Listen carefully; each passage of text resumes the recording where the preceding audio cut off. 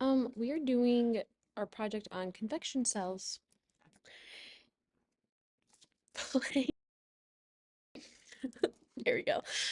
Plate tectonics are Earth's outer layer. It's made up of large moving pieces called the plates. All of Earth's land and water sit on these plates.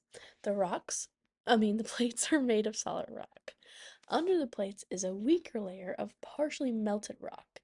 The plates are constantly moving over this weaker layer. Mm-hmm.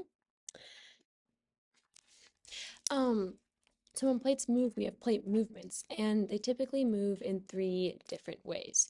You can have divergent, which is when plates are pulling apart from each other. And when this happens, you can get magma rises in it.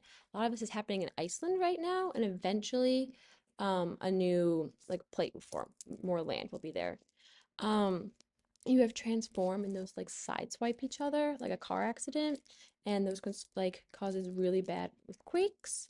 And then you have convergent ones that rip go into each other, and if there is a weaker plate, it will break off and it will go underneath of it and they will lose that part of that plate. So yeah. The lithosphere is Earth's ridge's outermost shell, comprising the crust and upper mantle. It's broken into tectonic plates that move over the plastic asthenosphere sphere. Mm-hmm. Okay, so this is what Catherine will be experimenting on later and showing you guys an actual example of, but this is what convection currents are. Convection takes a place in the mantle, so deep in the earth, and is a driving force behind plate tectonics. So heat is slowly rising up with the molten rock within the magma. Um, and as they move up, the air on top is cooling it as it's going. So it's this big old circle of being hot, hot, hot, and then cold on top. And the transfer of heat can be both liquid, gas, or solid. Depends on the different densities. So it's just a big old all constant circle of movement. Convection takes place in the mantle and is the driving force behind plate tectonics, which we talked about before. Heat is slowly driven up with molten rock within the mantle.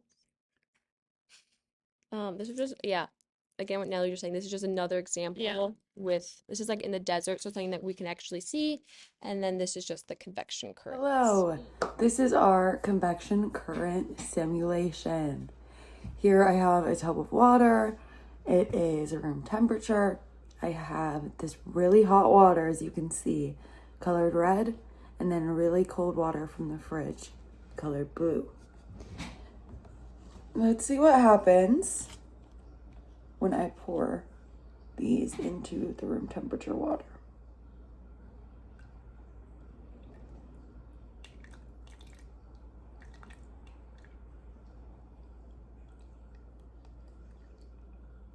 Notice how the red immediately went to the bottom, or the red spread out and the blue immediately went to the bottom.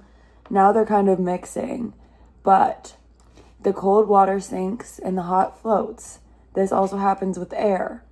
These convection currents, this simulates a convection current that happens in water, air, and Earth's magma. It causes anything that's not solid, or it happens to anything that's not solid, and is caused by differences in temperature that change the density of any liquid or gas.